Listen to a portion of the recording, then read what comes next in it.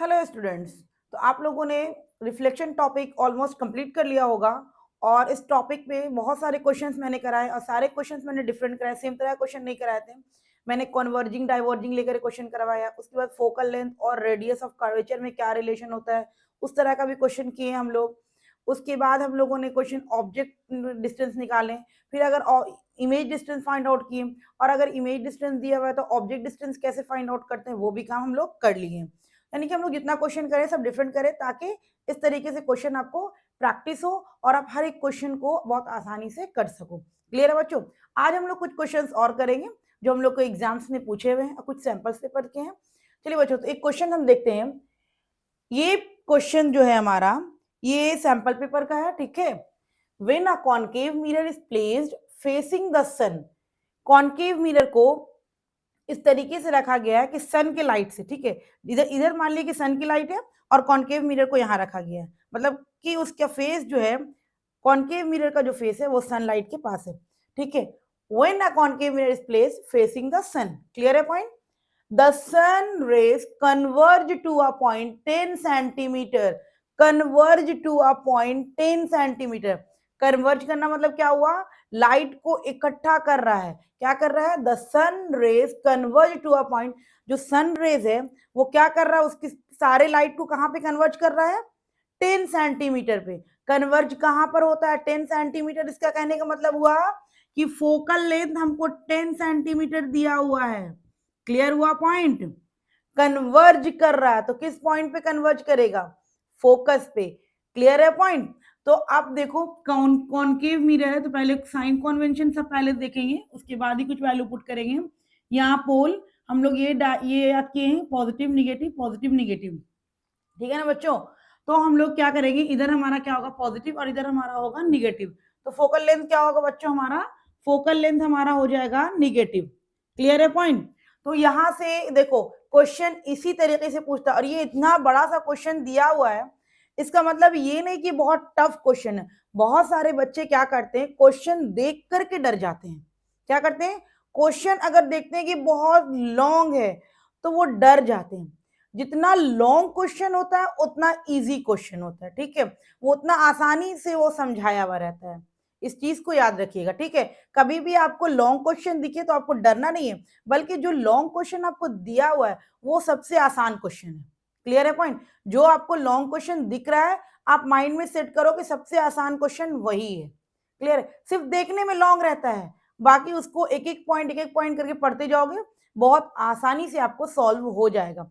तो यहाँ पर क्वेश्चन था बच्चों, कॉनकेव मिरर को इस तरीके से रखा गया है कि उसका जो फेस है, रिफ्लेक्टिंग सरफेस है सन की तरफ। तो सन क्या कर रहा है? सारी रे को कन्वर्ज कर रहा है किस पॉइंट पे? 10 सेंटीमीटर फ्रॉम द मिरर, ठीक है। 10 सेंटीमीटर मिरर से 10 सेंटीमीटर पे, मिरर से 10 सेंटीमीटर पे लाइट क्या कर रहा है? कॉन्वर्ज कर रहा है।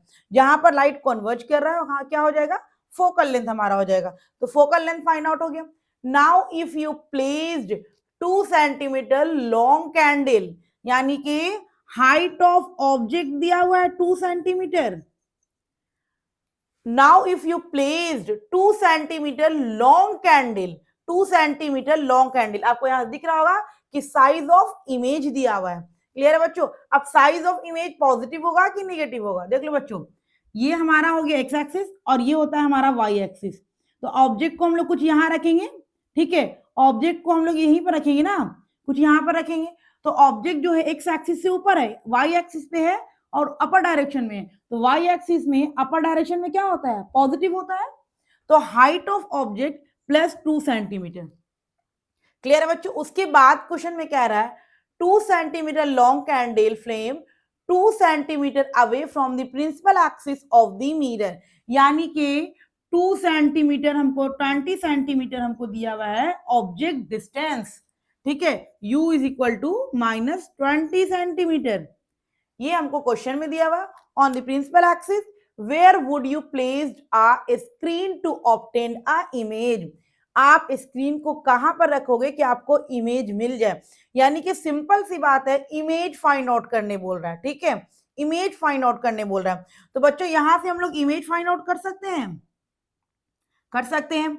1/f इज इक्वल टू हमारा होता है 1/v प्लस 1/u होता है। क्लियर होगा। और दूसरी बात बच्चों, इसको कभी उल्टा नहीं करना है, आपको ऐसा नहीं करना है कि 1/u प्लस 1/v करोगे, कर दोगे अगर, तो आपका आंसर क्या होगा, 100% गलत होने जा रहा है, 100% आंसर क्या हो जाएगा, गलत हो जाएगा। हम लोग यहां से फाइंड आउट करेंगे f का value 1/-10 centimetre is equal to 1/v। v हमको फाइंड आउट करने बोल रहा है, हमको कैसे पता चला कि v फाइंड आउट करने बोल रहा है, तो क्वेश्चन देखिए, where would you placed a screen to obtain the image of a candle, यानी कि एक कैंडल के इमेज फॉर्म करने के लिए आप स्क्रीन को कहां पर रखोगे, तो नॉर्मल सी बात है कि हमको इमेज फाइंड आउट करने बोल रहा है। क्लियर है पॉइंट। तो चलो बच्चों हम लोग इमेज फाइंड आउट कर लेते हैं।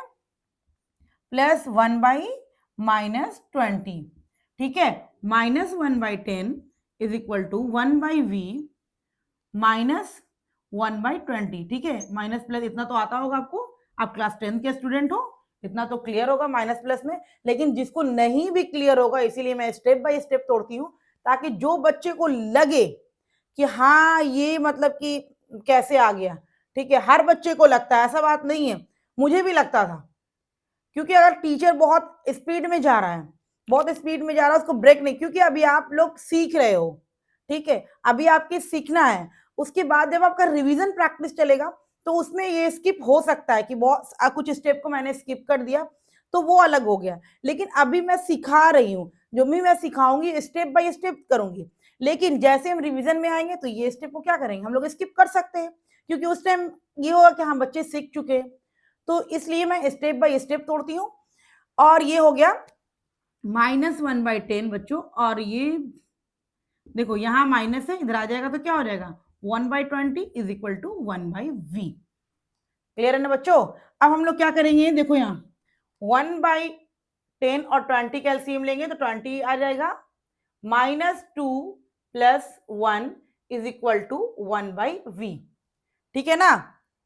तो माइनस क्या हो जाएगा, -1/20 is equal to 1/v। Clear है। तो v का वैल्यू आ गया मेरा -20 सेंटीमीटर। देखो बच्चों, पहली चीज ऑब्जेक्ट डिस्टेंस और इमेज डिस्टेंस सेम हो गया, ऑब्जेक्ट डिस्टेंस और इमेज डिस्टेंस सेम हो गया। अभी इसके आगे बताएंगे कि सेम हुआ तो क्वेश्चन पूछा है इसके भी अकॉर्डिंग।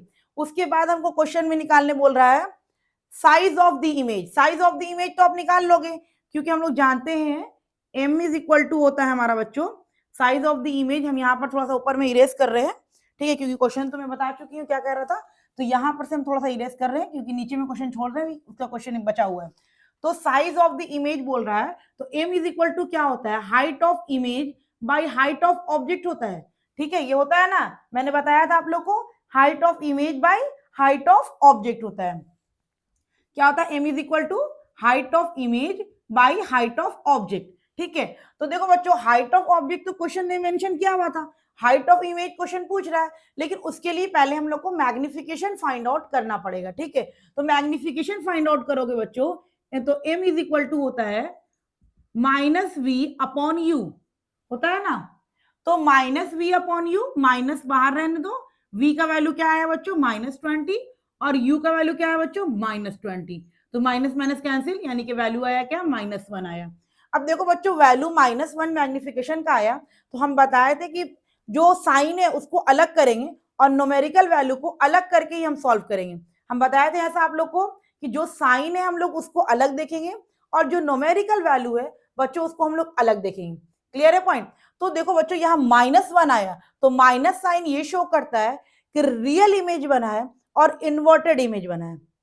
-1 क्या शो करता है, रियल इमेज बना है और इन्वर्टेड इमेज बना है। क्लियर है पॉइंट। ये मैंने आपको बताया था, और मैंने इसका कुछ मैग्निफिकेशन का कुछ ट्रिक जो है वो मैं शॉर्ट्स में भी डाली हूँ, जो बच्चे को दिक्कत होगी वो जाकर के वहां पर देख ले। शॉर्ट्स में मैंने वीडियो डाला है, बहुत शॉर्ट्स की मैग्निफिकेशन की कुछ ट्रिक्स थे, वो याद रखना है आपको मैग्निफिकेशन की ट्रिक्स। अगर वो मैग्निफिकेशन का ट्रिक गया, सारा क्वेश्चन स्किप। समझ में आया। तो देखो बच्चों, मैग्निफिकेशन का वैल्यू -1 आया, तो माइनस साइन को अलग करिए, न्यूमेरिकल वैल्यू को अलग करिए, ठीक है। 1 जो है वो शो कर रहा है कि इमेज साइज और ऑब्जेक्ट की साइज बिल्कुल सेम है। यही ना था, m इज इक्वल टू 1 आता है, same size as the object, हम लोग मैग्निफिकेशन में पढ़े थे। और माइनस साइन ये शो करता है कि हमारा जो इमेज बना है वो क्या है, इन्वर्टेड इमेज है। क्लियर है पॉइंट? तो ये हो गया हमारा मैग्निफिकेशन। अब हमको क्या करना है, हाइट ऑफ इमेज बताना है। तो m का वैल्यू कितना आया बच्चों, m का वैल्यू हमारा कितना आया है, m का वैल्यू बताओ कितना आया,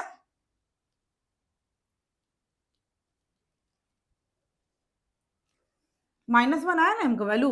-1 is equal to height of image, question ये पूछ रहा है, हाइट ऑफ ऑब्जेक्ट दिया हुआ 2 सेंटीमीटर, तो हाइट ऑफ इमेज क्या हो जाएगा 2 सेंटीमीटर। तो आप देख लो, इमेज का हाइट भी 2 सेंटीमीटर, ऑब्जेक्ट का हाइट भी 2 सेंटीमीटर, इमेज डिस्टेंस भी 20 सेंटीमीटर, ऑब्जेक्ट डिस्टेंस भी 20 सेंटीमीटर, और मैग्निफिकेशन से ये पता चल गया कि दोनों की सेम साइज है। तो बताओ, क्वेश्चन लास्ट में पूछ रहा है and ray diagram to justify your answer. Ray diagram बताना है। अब बताओ बच्चों, मैंने रे डायग्राम बताया था, पढ़ाया था, उसमें कौन से केस में मैंने बताया था कि इमेज डिस्टेंस और ऑब्जेक्ट डिस्टेंस बिल्कुल सेम होता है, किस पोजीशन पर ऑब्जेक्ट को रखते हैं कि इमेज और ऑब्जेक्ट बिल्कुल सेम डिस्टेंस पे रहता है। तो याद होगा, तो हम लोग सी पर ऐसा किए थे, जब हम लोग ऑब्जेक्ट को सी पर रखे थे तो इमेज भी आकर के सी पर ही बना था, सेम साइज बना था।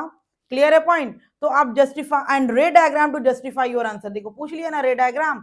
इस तरीके से क्वेश्चन पूछता है। क्वेश्चन बहुत लॉन्ग रहता है, आंसर बहुत शॉर्ट रहता है। हर एक चीज को, कंसेप्ट को क्लियर रखिए, क्वेश्चन पूछ क्या रहा है। ठीक है, बहुत सारे बच्चे को ये समझ में नहीं आता क्वेश्चन क्या पूछ रहे हैं, तो आप छोटे छोटे को तोड़ोगे, एक एक बार में अगर पूरे क्वेश्चंस को पढ़ लोगे तो कुछ नहीं आएगा। आपको करना क्या है ना, क्वेश्चंस थोड़े थोड़े पढ़ने हैं, एक एक पैराग्राफ पढ़े, या हम लोगों ने एक line and ray diagram to justify, थोड़ा थोड़ा पढ़िए। बच्चे क्या करते हैं, एक बार पूरा क्वेश्चन पढ़ लेते हैं, अब पूरा क्वेश्चन पढ़ रहे, दिमाग में नहीं आ रहा है।